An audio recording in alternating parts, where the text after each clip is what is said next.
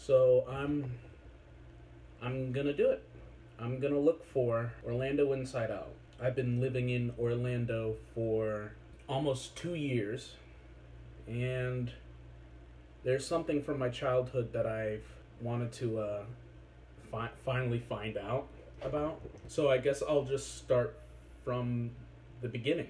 That is so weird. There's like, let me put you there because that looks much better than olive oil and cooking spray. My family used to go to this timeshare by the name of, at the time, the Wyndham Palms timeshare.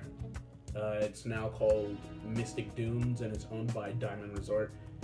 Anyway, like we would go there, in Orlando whenever we would go visit the theme parks. I immediately fell in love with the aesthetic of the timeshare. I absolutely loved everything about it. There would be a room for me and my siblings, and then a room for my parents, and my siblings and I would turn on the TV. Normally we would bring a GameCube to play Super Smash Bros. Melee, because why wouldn't we? But whenever we weren't, or whenever we had downtime and we were tired of playing Melee, we would watch TV. And there was this one time when we were channel surfing, and we came across this one thing by the name of Orlando Inside Out. It was this informational program about Orlando, basically, and what to do. Pretty useful for people going to the theme parks, I guess. In fact, there were two shows that we would watch pretty regularly. It would be either Orlando Inside Out or Must Do Disney with Stacey J. Oswald. Orlando Inside Out was my personal favorite, even though I loved Must Do Disney. The program would always start with this catchy theme like Orlando, Orlando, and then go like everywhere you visit, every man you go, Orlando's on there now. Come and say hello, da da da. The vacation of a lifetime, a sight to see for everyone. Anyway, I could go into like detail about the specifics that would be in Orlando Inside Out, just because I watched it so many times.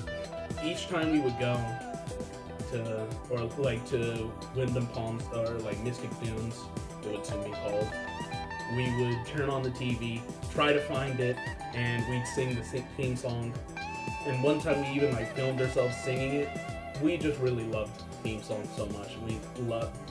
I think we loved the theme song more than we did the show, just because it was so catchy and it was so 90s. But then we stopped going for a little bit, and then one year we went back and we turned on the TV, flipped through the channels, found Must Do Disney, and then we flipped over to the next channel and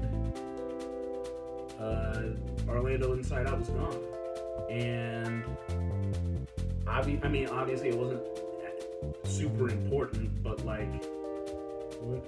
we were kind of looking forward to it, and it was gone. In the back of our minds, we were like, well, at least we have the recording. But then one of my siblings lost the recording, and that made things fantastic. Years later, I thought to myself, I want to find it. I decided I'm gonna find Orlando Inside Out.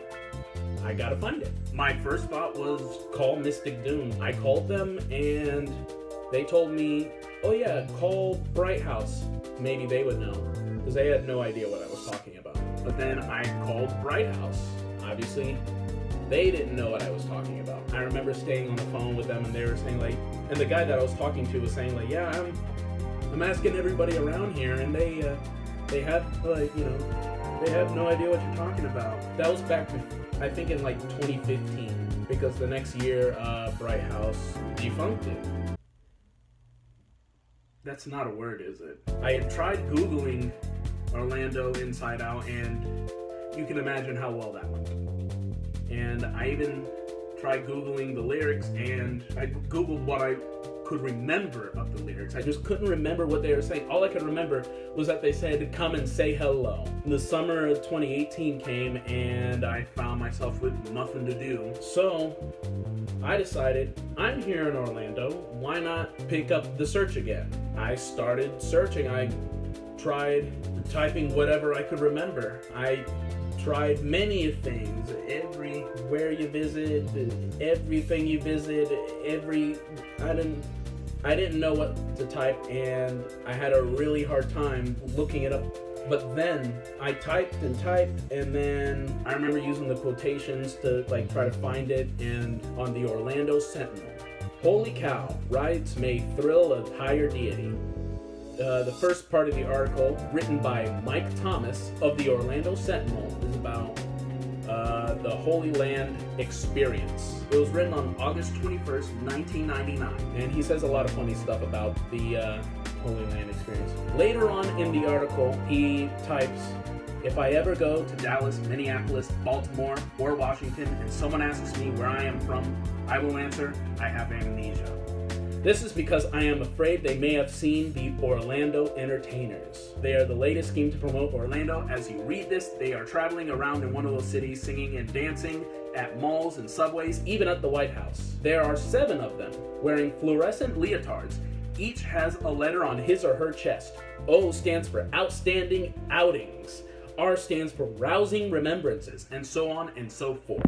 And here on this one place on the internet, the only place on the internet, it reads this.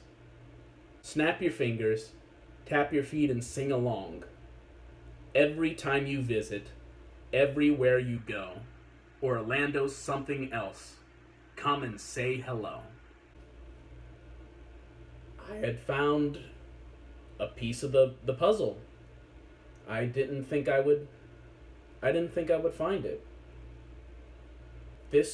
What I'm looking at now is the only place on the internet that this song really exists.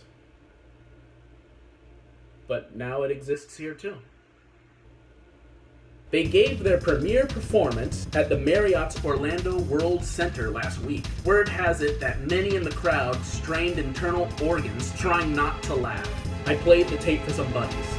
Their comments. Is this the Blair Witch Project? They shouldn't let heterosexuals do choreography. Looks like bad Disney. If you think I'm exaggerating, go to this website, www.gotoorlando.com. Click on the dancers, then click on the 30-second audio tape. The dancers are sponsored by the Orlando Convention and Visitors Bureau. I immediately tried to go to Orlando.com, which does not exist. It does not exist anymore. Then the thought came to me to go to the Wayback Machine. An internet archive shows that the earliest that this website had been recorded was in 1998. Seeing as how this article wasn't written until August 21st, 1999, it would make sense that it would be on that website around that time. And as I go through, from January to August to April, nothing. Just a link to the Orlando Convention and Visitors Bureau. May passed, nothing.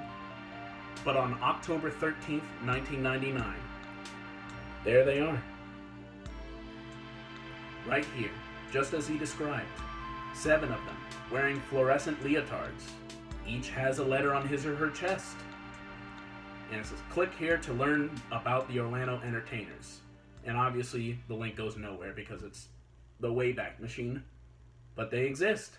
One thing was for certain. He had a copy of it at one point, and I needed to see that copy. So I tried writing to Mike Thomas. It turns out the email address listed for him on the Orlando Sentinel does not work anymore because he doesn't work at the Orlando Sentinel anymore. And I tried sending an email to him asking about the tape. And of course, to that, I also did not get a response. Not that I thought I would, but didn't hurt to try. I called all over Orlando. I called the downtown public library. They found no newspaper records of the Orlando Entertainers. I called the Marriott Orlando World Center, and they didn't keep records that far back of people that came to perform. And I felt like I kind of hit another block. They pretty much vanished out of thin air. I decided then to Google the Orlando Entertainers. And man, oh man, everyone is an Orlando entertainer, I think. But then I put it in the quotation marks, the Orlando Entertainers, and there is just one page of results. The first one being the initial article that I found from Mike Thomas, the second one being another one from him, and then M. Wells Media Home. On their website, they have a few clients. Universal Studios Orlando being the top one, and the second one being the Orlando CVB, produced for the Orlando Convention and Visitors Bureau. This groundbreaking tour features 8 very talented performers, the Orlando Entertainers. They performed and made appearances in 4 cities, Washington, D.C., Dallas, Minneapolis, and Baltimore, spreading the word of the fun that Orlando has to offer. I found the owner. I thought that was pretty anticlimactic. I called him immediately. I called his phone and I had to leave a message. And I said, hey, I wanted to get some info on the Orlando Entertainers. There's a song that they sang that I heard as a kid. I wondered if they're still doing things, or like, what are they doing now? And I thought that would be the end of it, and I'd never hear back from him. But then a little while later, I got this text.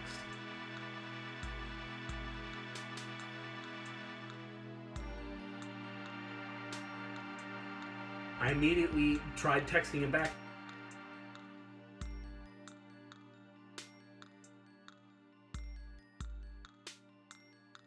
And then he never responded. I decided while I wait on his response, I'd call up the Orlando CVB. From there, I was told to call this said number, then I was told to call that said number, and then I called that said number, and they led me over to Visit Orlando. And I called them today, actually, and then they told me, let me transfer you over to this person in our department. The lady that I was being transferred over to was not in the office at the time, and I left a short voicemail because that's all they would allow me to. That's all that the voicemail box would let me do anyway. I even tried reaching out to Stacey Oswald. I just kind of figured that like people in like that part of the industry would at least have run into each other at one point. Obviously, I don't expect her to know anything about it. I'll finish off with what Mike wrote here at the end of his article. I hate to be negative. Maybe this actually will lure tourists, but as someone who takes pride in the city, it embarrasses me. It furthers our image as a ditzy bubblegum bedroom community for the theme parks. Now that we have a real downtown and real neighborhoods and real traffic congestion, can't we think of ourselves as a real city?